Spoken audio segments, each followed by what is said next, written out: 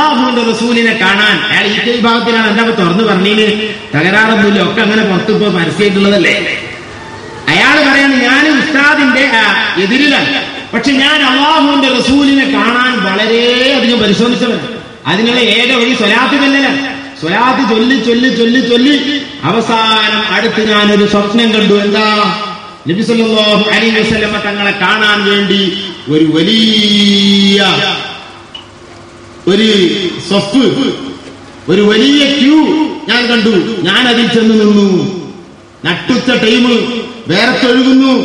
ഏതായാലും കാലങ്ങളായില്ലേ നബിയെ കാണാൻ ആഗ്രഹിക്കുന്നു, ഇനി ഇതിൽ നിന്ന് പിന്തിരിയുന്ന പ്രശ്നമില്ല എന്ന് മനസ്സിലാക്കി ആ വലിയ ക്യൂവിന്റെ പിന്നിൽ ഞാനും കൂടി അങ്ങേ നടന്ന് നടന്ന് നടന്ന് ഒരു റൂമിലാണ് റസൂലുള്ളത് എന്നാണ് കേൾക്കുന്നത്.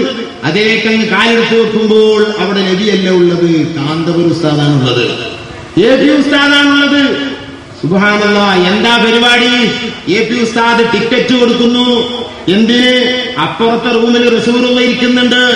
ആ നബിയെ കാണാൻ AP ഉസ്താദ് ടിക്കറ്റ് കൊടുക്കുന്നു. ആ ടിക്കറ്റ് വാങ്ങി ഞാൻ അടുത്ത റൂമിൽ കയറിയപ്പോൾ അവിടെ റസൂലുള്ളാഹി ആയിരിക്കുന്നു. ഞാൻ മനസ്സിലാക്കി അല്ലാഹുവിന്റെ റസൂലിലേക്കെത്താൻ ഇക്കാലത്ത് പറ്റിയവരുണ്ടെങ്കിൽ ഞാൻ തുടരുന്ന വിഭാഗമല്ല, മറിച്ച് കാന്തപുരം മാത്രമാണ്. ഞാൻ അതോടുകൂടെ എന്റെ ഗ്രൂപ്പ് വിട്ടു.